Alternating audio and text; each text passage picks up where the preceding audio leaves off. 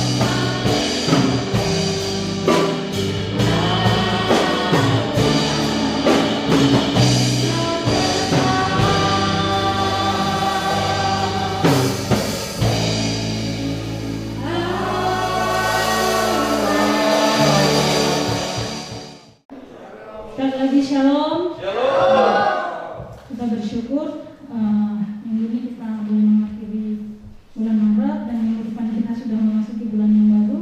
Kita boleh merasakan bagaimana Tuhan itu menyertai hidup kita. Amin. Saya ingat Bapak Ibu tahun lalu tepat tanggal 15 waktu itu anak-anak sedang PTS, tiba-tiba besoknya itu diumumkan pandemi dan anak-anak harus belajar dari rumah, dan seluruh aktivitas kita juga tahu dimanapun tempat kita mau beribadah di gereja atau bahkan kegiatan-kegiatan yang sifatnya tanda kutip rohani itu di offline kan ya. Jadi kita berubah dimensi masuk ke dunia online ya. Bapak Ibu, dalam perjalanan waktu kita sepanjang tahun ini melalui pandemi, kita seringkali mendengar istilah awalnya itu social distancing, lalu berubah lagi menjadi physical distancing. Apa sih? Sosial itu artinya kita apa? Tidak melakukan kontak ya, tidak berkerumun. Lalu kalau fisikal berarti kita tidak melakukan jaga jarak. Biasanya yang ketemu kita salaman, kita peluk, duduknya waktu itu kita ingat ya, nempel-nempel. Jadi kalau ini ibadah juga bisa bisik-bisik gitu. Tapi sekarang semuanya berubah ya. Terus sampai hari ini masih banyak beberapa gereja yang melakukan ibadah secara online. 2 bulan pertama saya ingat kita mulai benar-benar Bapak waktu itu hanya mulai menyampaikan lewat WA ya, karena kita juga keterbatasan waktu itu, keterbatasan sumber daya manusia untuk mengelola untuk video kita mesti sangat-sangat belajar. Kemudian dimulai lagi rekaman dengan alat kita yang waktu itu memang seadanya. Bapak yang biasanya di sini bisa di taman, kita bisa lihat ya. Lalu puji Tuhan sampai hari ini Tuhan tolong kita bisa menyaksikan ibadah kita lewat YouTube. Nah, itu ada tatanan-tatanan baru yang kita hadapi. Tapi Bapak Ibu sudah dikasih Tuhan, kita sadar nggak bahwa istilah yang kita gunakan, sosial atau fisikal, itu kita juga gunakan dalam hubungan kita dengan Tuhan. Kita seringkali membenarkan apa yang kita kerjakan kesannya itu rohani. Ada beberapa di antara kita itu udah hampir 1 tahun lebih nggak ibadah. Itu banyak. Saya ibadah di rumah online. Tidak salah Bapak Ibu ibadah online. Tapi kalau kita mau jujur, benar nggak waktu kita ibadah itu fokus sama Tuhan? Ya, atau kita dengerin khotbah kita sambil nyapu, sambil apa gitu, waktu ibadah hari Minggu nih ya, secara online. Kalau kita mau jujur, waktu 2 bulan pertama Bapak Ibu, saya paling cuma dengar khotbah. Kalau dengar dengar pujian ya sambil ini, kita nggak fokus, nggak bisa duduk. Minggu lalu tetangga saya kan jemaat di KSBS, saya sempat wow gitu, mereka masih online. Tapi saya tanya waktu sore-sore, agak siang, udah, dia tanya pulang gereja Bu Redin? Iya. Ibu udah ibadah? Udah, ini baru selesai. Saya lihat dia tetap berdandan dengan cantik, untuk Ibu lipstikan, walaupun dia online. Saya mau tanya sih, kadang kalau boleh jujur kita kan nggak tiba-tiba nggak mandi kadang kan ya, kalau kita mau jujur pernah kita ngalamin itu. Nah,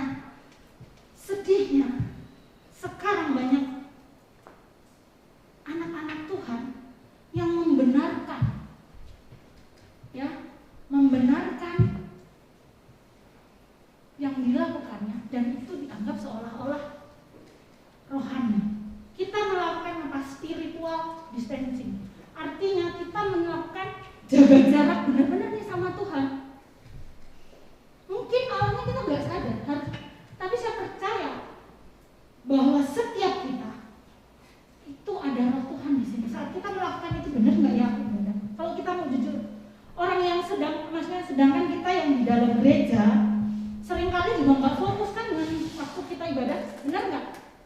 Kita datang fokus dengan masalah kita, fokus dengan pergumulan kita, fokus dengan sakit hati kita. Itu kalau kita mau jujur. Saudara yang dikasih Tuhan, hari ini kita mau sama-sama belajar bahwa dalam hidup kita itu benar-benar memerlukan Tuhan. Ya, kita sangat perlu Tuhan. Jadi bukan Tuhan hadir di mana saja, iya. Tapi sikap kita itu menunjukkan bagaimana kita memerlukan Tuhan. Kalau kita menganggap ibadah-ibadah kita dalam keseharian kita itu seperti hal yang remeh-temeh, saya percaya juga kita meremeh-temehkan Tuhan. Ya, kita nggak serius dalam ibadah. Sebenarnya kita juga nggak serius-serius amat sama Tuhan. Itu seringkali kita lakukan. Kadang kita nggak sadar, tapi sudah tahu nggak sadar, itu kita membenarkan diri kita tentang hal itu. Bapak Ibu, mari kita akan buka sama-sama di Yohanes 15.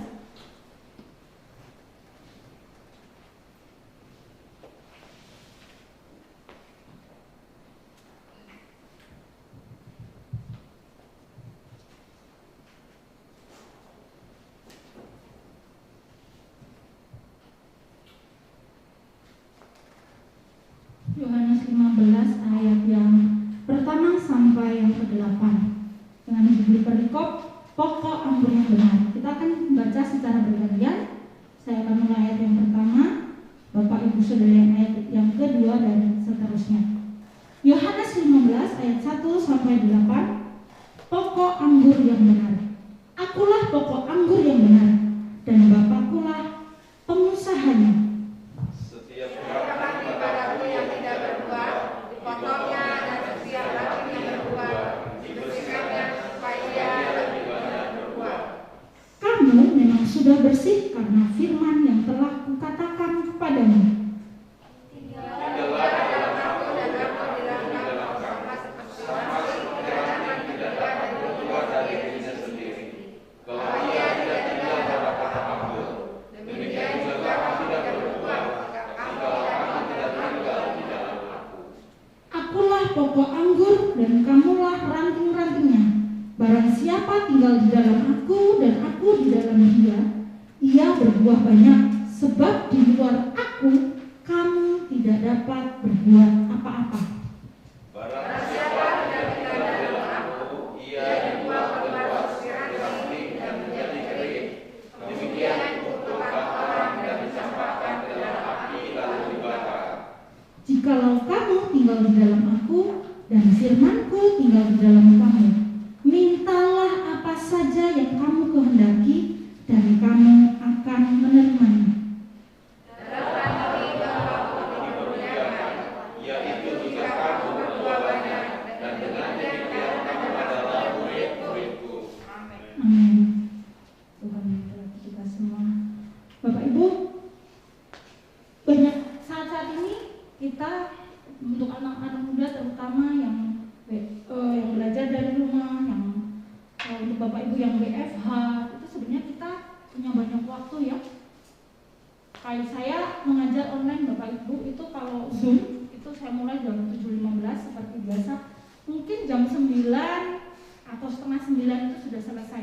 Sisanya nggak kayak waktu offline itu sampai setengah 3 saya baru stop untuk mengajar. Sedangkan ini enggak setengah 9 atau jam 9 paling lama, tinggal menunggu tugas anak-anak yang dikirim. Nah, punya banyak waktu sebenarnya. Seringkali juga ini yang Tuhan ajar ke saya untuk memanfaatkan waktu. Waktu saya sama Tuhan apakah jauh lebih banyak dibanding waktu saya dengan media sosial? Saya memang nggak terlalu sering main media sosial, cuman punya, tapi nggak terlalu yang sering banget untuk upload setiap hari. Saya ngapain, saya upload, saya berantem, saya upload, saya lagi piknik, saya upload. Saya nggak seperti itu. Atau saya lagi makan di upload, untuk bukan orang yang diupload, makanannya yang diupload gitu. Saya nggak terlalu, tapi saya punya. Dan akhir-akhir ini sering saya paling lihat YouTube apa. Sepertinya Bapak Ibu itu hal-hal yang alam biasa. Tapi saya kadang gini, tahu sudah jam sekian, saya kaget. Lama juga ya saya main lihat YouTube, terus mungkin lihat berita. Sedangkan saat saya baca firman, kadang setengah jam itu sudah luar biasa lama. Ya, Bapak Ibu saudara yang dikasihi Tuhan, kita seringkali begitu, punya banyak waktu sebenarnya, tapi buat Tuhan waktunya itu nggak ada sepersepuluhnya deh. Misal satu hari 24 jam, sepersepuluhnya berapa? 2,4 kan? 2,4 jam.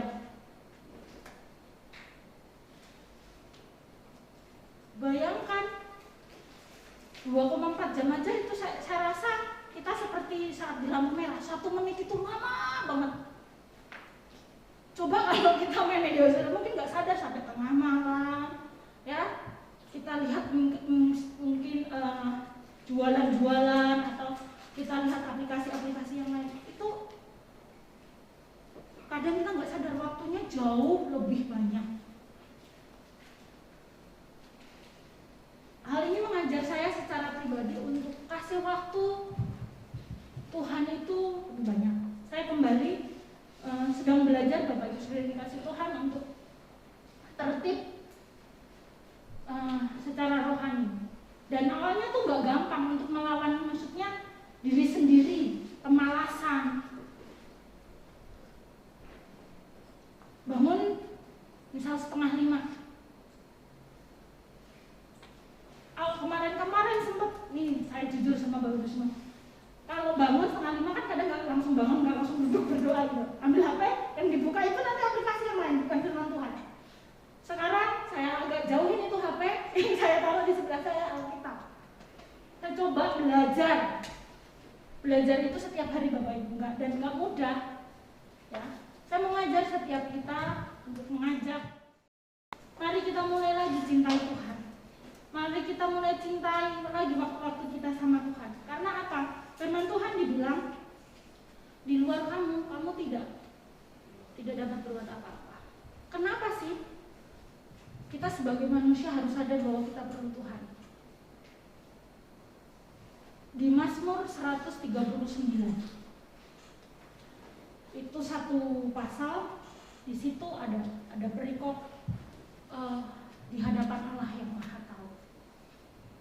Boleh ditampilkan? Ini menjadi salah satu ayat favorit saya, Bapak Ibu saudara yang dikasih Tuhan. Pasal bukan ayat, maafnya, di mana di situ dikatakan dengan luar biasa Tuhan itu mau kita kemana aja, mau kita lari, mau kita bersembunyi, Tuhan ada bersama dengan kita.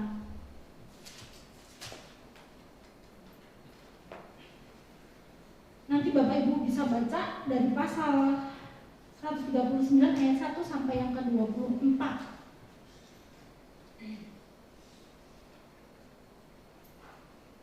Ayat yang ke-7 sampai yang ke-11 saya akan bacakan buat kita semua.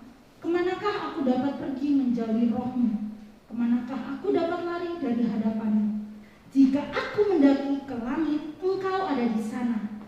Jika aku menaruh tempat tidurku di dunia orang mati, di situ pun engkau. Jika aku terbang dengan sayap fajar dan membuat kediaman di ujung laut, juga di sana tanganmu menuntun aku, dan tangan kananmu memegang aku. Jika aku berkata, biarlah kegelapan saja melingkupi aku, dan terang sekelilingku menjadi malam. Ayat 12, maka kegelapan pun tidak menggelapkan bagimu, dan malam menjadi terang seperti siang, kegelapan sama seperti siang. Mengapa kita perlu Tuhan? Alasan yang pertama adalah Tuhan itu maha hadir. Mau diundang gak diundang Tuhan hadir. Masalahnya kehadiran Tuhan itu seringkali kita abaikan. Bukan kita nggak tahu ada Tuhan, tapi seringkali kita mengabaikan Tuhan dalam hidup kita. Sehingga hal-hal yang kita tahu itu tidak menyenangkan hati Tuhan. Buat kita orang percaya ukurannya bukan lagi dosa atau enggak, tetapi itu memuliakan nama Tuhan atau menyenangkan hati Tuhan enggak? Ya, kita tahu Tuhan hadir, tapi seringkali kita sebagai orang dikatakan orang percaya, orang-orang yang disebut sebagai anak-anak Allah, mengabaikan kemahahadiran Tuhan kita. Tuhan itu mau melibatkan diri dalam hidup kita. Beberapa waktu minggu lalu saya mengalami kejadian itu membuat saya takut khawatir. Saya bingung, Tuhan ini saya mau ngapain dulu gitu. Saya mulai coba untuk segala sesuatu ngomong sama Tuhan. Dan luar biasanya, yang gak bisa digantikan dengan apapun. Masalahnya sih gak langsung selesai. Ada damai sejahtera yang gak bisa saya ungkapkan. Di sini tuh rasa tenang, hanya dekat Allah saja aku tenang. Ketenangan yang diberikan itu berbeda. Saya bisa mengontrol diri saya bisa tahu saya mau ngapain. Saya ngomong sama Tuhan, Tuhan ini kejadiannya begini, saya harus ngapain nih Tuhan. Bahkan dari bangun tidur, Tuhan suruh saya ngerjain A, B, C, D, E, berlahan sampai sepanjang hari itu. Saya melihat bagaimana damai sejahtera itu luar biasa. Di situ saya sadar,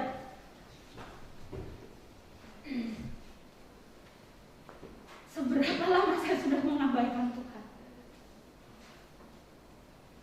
Tuhan itu hadir. Mau kita nggak peduli, misal kita jalan ke sini, saya percaya Tuhan menyertai kita. Tapi seringkali kita nggak sadar ada kemahadiran Tuhan, ada penyertaan Tuhan dalam hidup kita. Kita sibuk dengan dunia kita sibuk dengan urusan kita. Dan saat kita punya masalah, kita seolah-olah berpikir Tuhan di mana? Padahal Tuhan itu sangat amat dekat dengan hidup kita.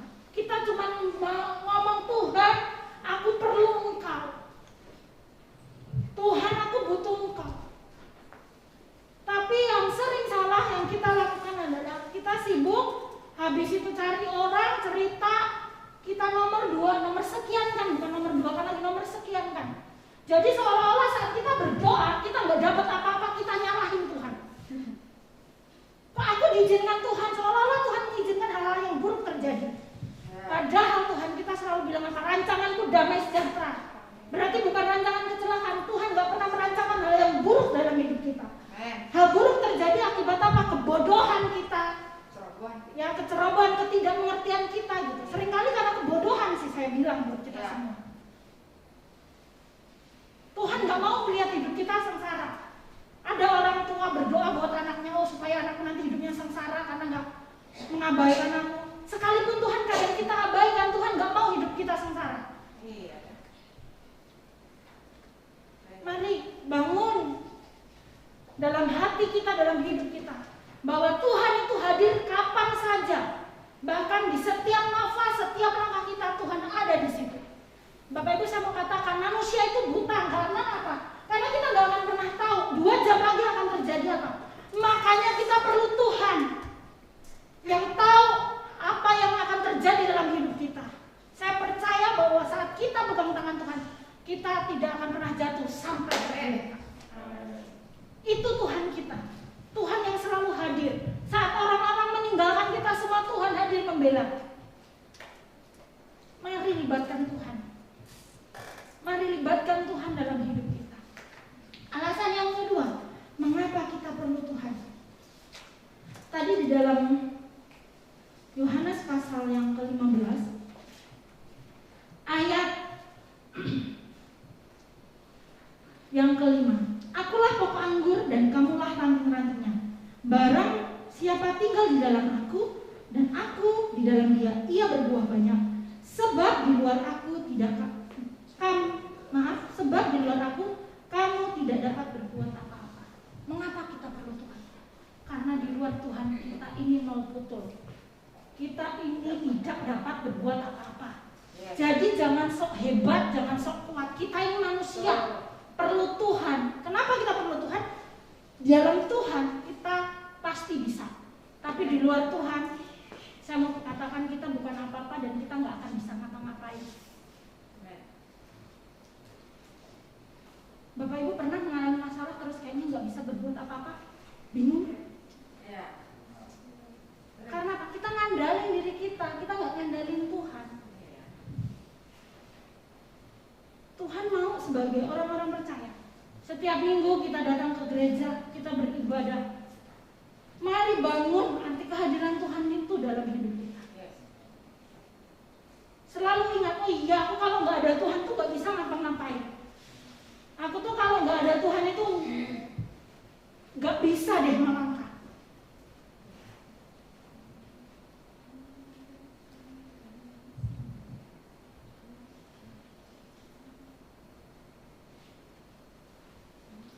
Manusia itu lemah, Bapak Ibu Saudara yang kasih Tuhan.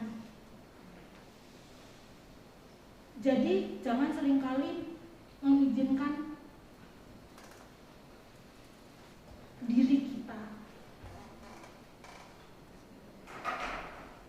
untuk menggunakan kekuatan kita. Tapi mari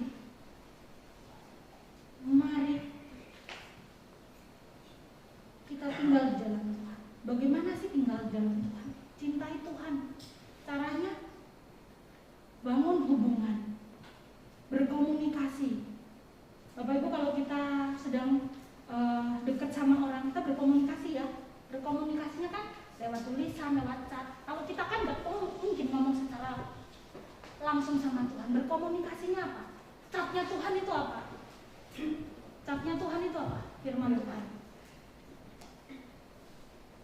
Kalau kita mau dapatkan sesuatu, cari itu di sini.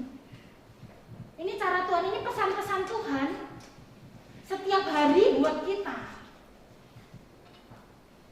Pesan-pesan yang dikandung di dalamnya itu bukan omong kosong, tetapi pesan yang hidup. Pesan yang membuat kita menjadi kuat.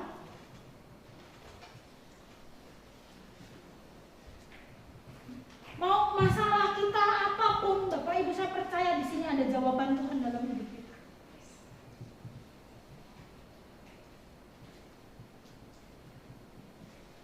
Makanya mari kita sadar bahwa kita sangat-sangat perlu Tuhan. Perlu kasih karunia Tuhan. Jangan sia-siakan dan jangan anggap, oh dia Bapakku, kita berlaku seenaknya. Jangan seperti itu. Mungkin kita ini manusia bodoh juga. Kita akui kita bodoh, kita lemah. Makanya karena kita bodoh, kita lemah, kita sangat-sangat perlu Tuhan. Lalu alasan yang ketiga, kenapa kita perlu Tuhan? Itu di dalam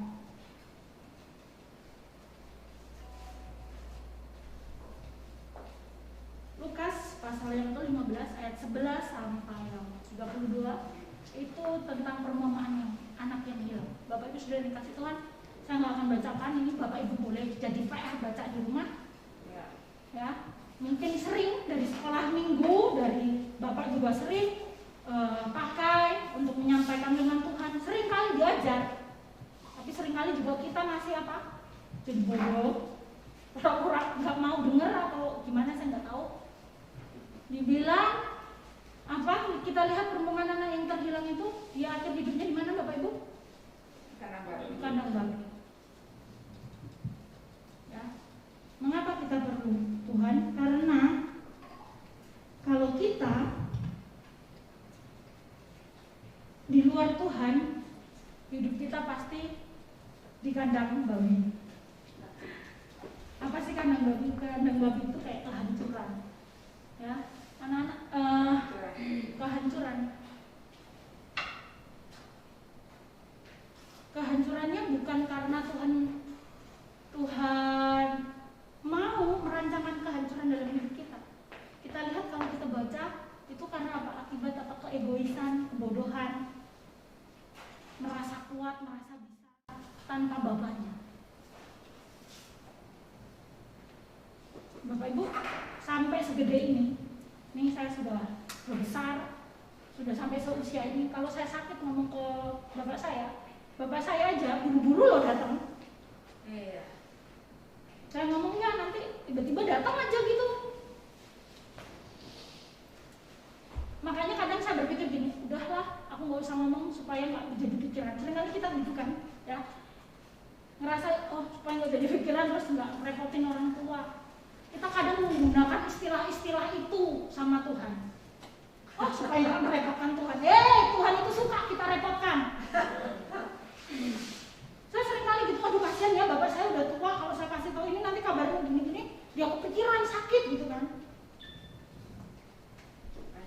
Kalau bapak kita yang di bumi aja peduli, apalagi bapak kita di surga. Seringkali gitu, kita menggunakan seperti istilah-istilah rohani. Saya nggak mau merepotkan Tuhan, hebat sekali. Saya nggak mau tuh bikin Tuhan susah. Tuhan itu nggak pernah susah. Tadi waktu bapak menyampaikan soal persembahan ini, dia rela menjadi apa? Miskin untuk supaya kita jadi kaya. Kaya itu nggak ngomong materi aja. Kaya limpahan dengan damai sejahtera itu jauh lebih penting. Amin. Bapak Ibu sudah dikasih tahu.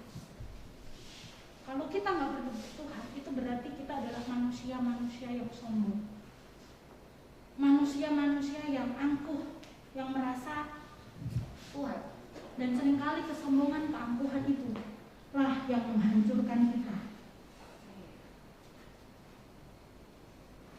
Hanya orang sombong yang tidak memerlukan Tuhan, dan akhir orang yang sombong adalah kebinasaan atau kehancuran, atau boleh kita sebut kandang babi.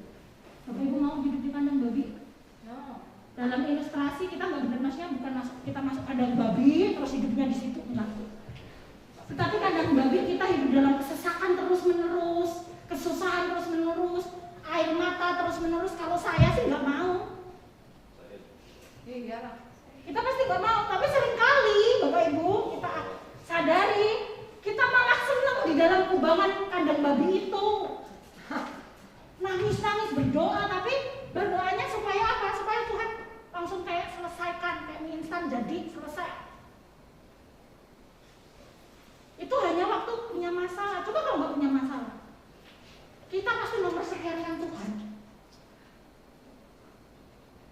Mari saya ajak kita semua. Saya juga belajar Bapak Ibu, untuk belajar tetap terus dalam hidup dalam penyertaan Tuhan dan menyadari, membangun terus menerus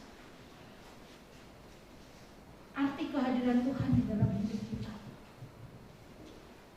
Bapak Ibu, dalam Efesus dikatakan bahwa hari-hari yang kita hadapi itu semakin hari semakin jahat. Kita bisa melihat bagaimana kehidupan sekarang, ya, itu banyak orang semakin peduli dengan dirinya sendiri, butuh pengakuan, ya, kesana kemari, itu hebat ya, gini-gini ya. Banyak manusia seperti itu sekarang akhir-akhir ini. Kalau kita boleh sadar, kalau kita mau menyadari bahwa kehidupan ini bukan semakin mudah, tapi banyak tantangan dan kesulitan. Tapi saya percaya walaupun kehidupan itu nggak mudah, banyak sekali tantangan. Saat kita tahu kita punya Tuhan yang hebat, setiap tantangan dan masalah pasti ada jalan keluar. Mazmur 1 ayat 1 sampai 3, ayat yang terakhir buat kita semua. Saya akan bacakan. Berbahagialah orang yang tidak berjalan menurut nasihat orang fasik, yang tidak berdiri di jalan orang yang berdosa, dan yang tidak duduk di dalam kumpulan-kumpulan pencemooh. Tetapi yang kesukaannya ialah Taurat Tuhan, yang merenungkan Taurat itu siang dan malam. Ia seperti pohon yang ditanam di tepi aliran air, yang menghasilkan buahnya pada musimnya, dan yang tidak layu daunnya, dan apa saja yang diperbuatnya berhasil. Bapak Ibu, Tuhan yang selalu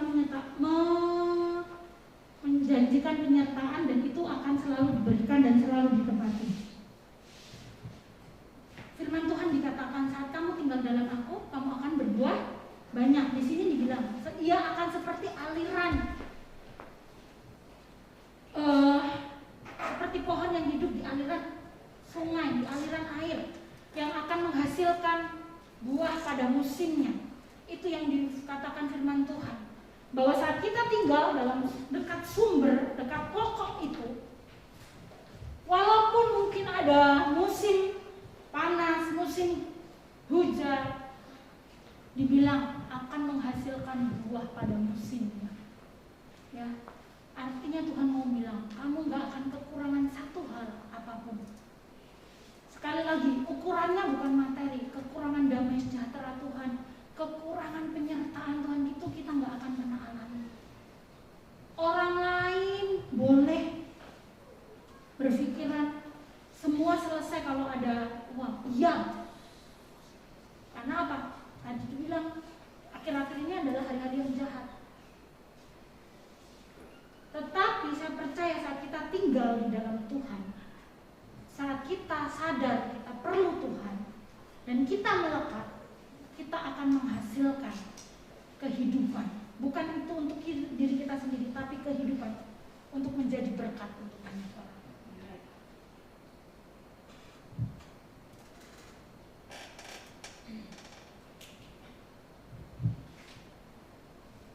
Dalam Mazmur 23, sekalipun dalam lembah kekelaman, ya, artinya Bapak Ibu, saat kita menghadirkan Tuhan dalam hidup kita, sekalipun dalam lembah kekelaman kita, dalam kesesakan kita, gadamu dan tongkatmu itu menjadi perlindungan buat kita.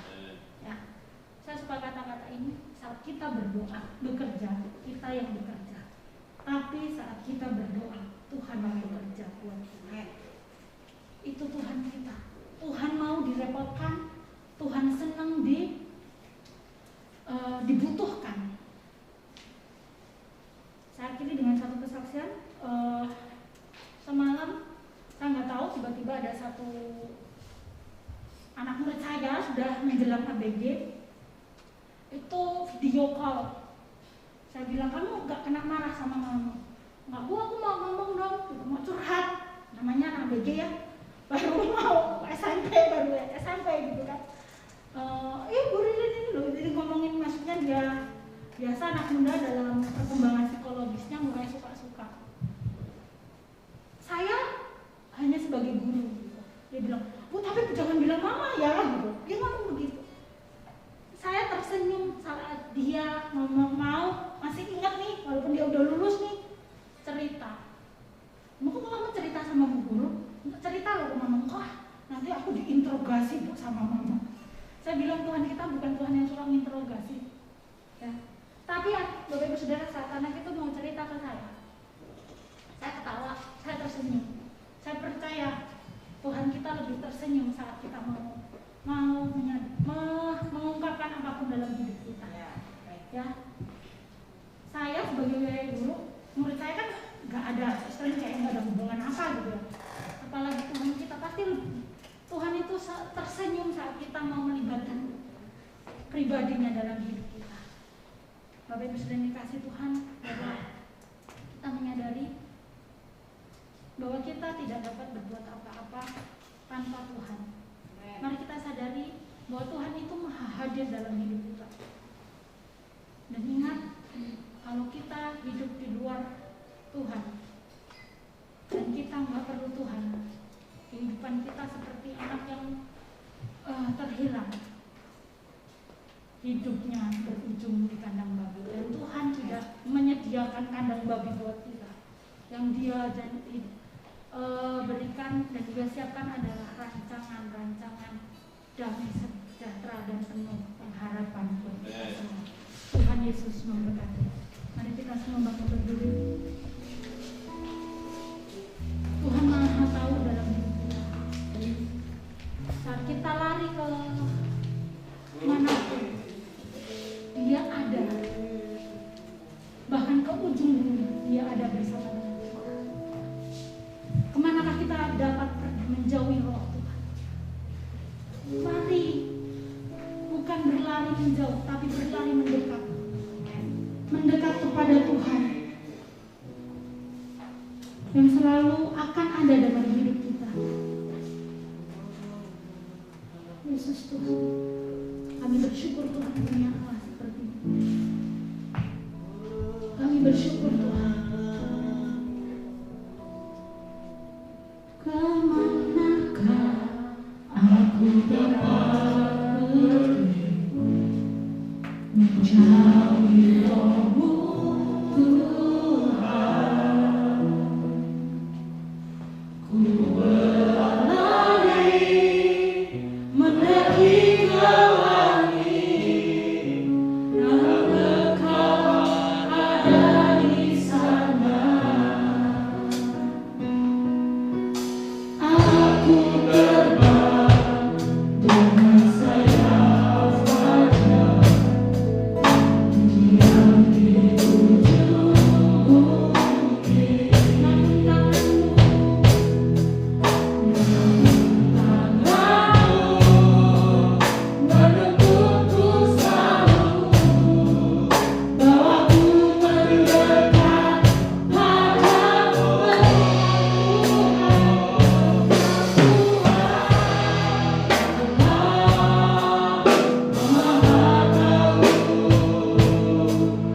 Betapa dahsyatnya kuasa-Mu menyinari penuhiku.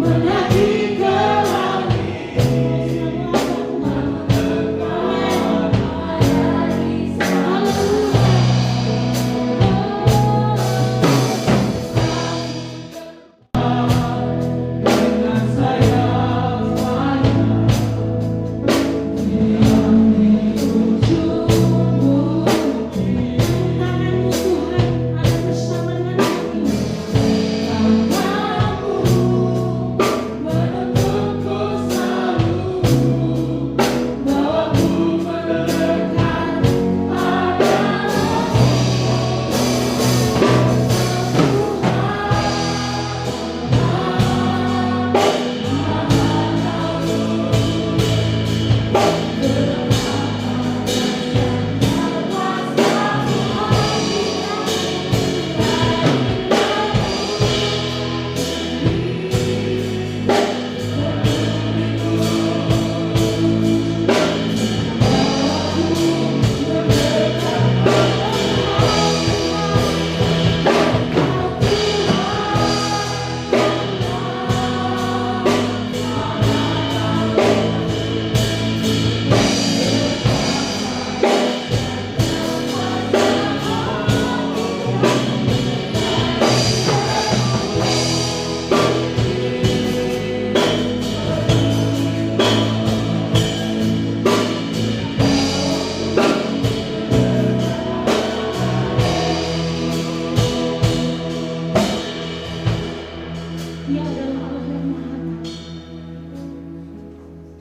Dia Maha hadir dalam hidup kita. Mari bangun arti kehadiran Tuhan dalam hidup kita. Dia lebih tahu apa yang terbaik dalam hidup kita. Tuhan ajar kami untuk menyadari bahwa dalam setiap tarikan nafas kami, setiap langkah hidup kami perlu Tuhan. Dan kami tidak dapat berjalan dengan sendiri Tuhan.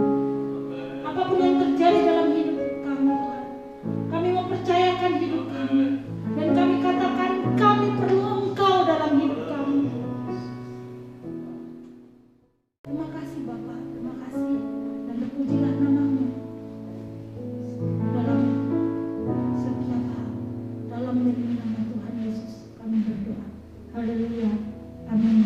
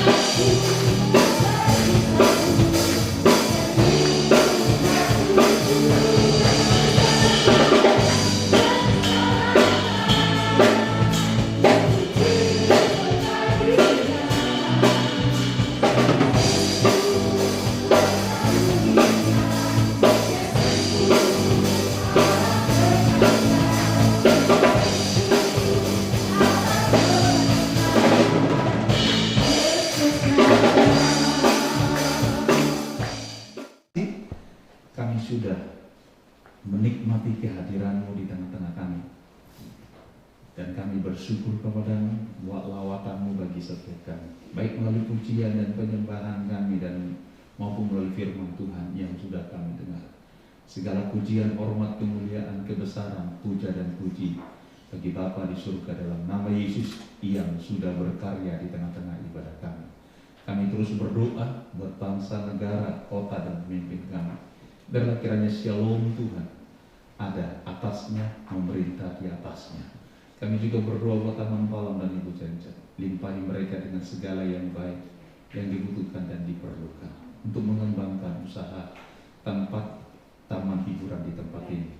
Terima kasih Bapakku, bersyukur kepada-Mu, dan aku juga berdoa buat seluruh jemaat Tuhan yang hari ini dalam minggu ini yang berulang tahun, baik itu ulang tahun kelahiran maupun ulang tahun pernikahan. Tuhan memberkati mereka semua dalam dan demi nama Yesus, dan setiap kami yang sudah mengambil bagian dalam ibadah pada pagi hari ini, kami mau pulang, kami mohonkan berkat sebagai setiap kami. Mari umat Tuhan, angkatlah kedua tanganmu dan terimalah berkat Tuhan. Tuhan yang memberkati, melindungi, menjagai, bahkan yang menyertai keluar dan masuk kita. Tuhanlah yang membuat kita berhasil, beruntung dalam segala usaha, pekerjaan, pelayanan, pendidikan, rumah tangga, dan juga dalam rencana-rencana kita ke depan. Tuhanlah yang menjauhkan dan melepaskan kita dari segala mara bahaya dan juga dari segala kedahsyatan malam. Damai sejahtera dan sukacita yang melampaui segala akal itu terus memerintah atas hati dan pikiran kita. Darah Yesus menutup bungkus dan menuntun kita, serta para malaikat Tuhan berkemah di sekeliling kita, menjaga, mengawali, bahkan turut membantu dan melayani kita. Terimalah berkat ini di dalam nama Bapa, Putra dan Roh Kudus, yaitu di dalam nama Tuhan kita Yesus Kristus, yang percaya dan sudah diberkati oleh Tuhan. Bersama saya katakan, amin. Selamat pagi, Tuhan Yesus memberkati.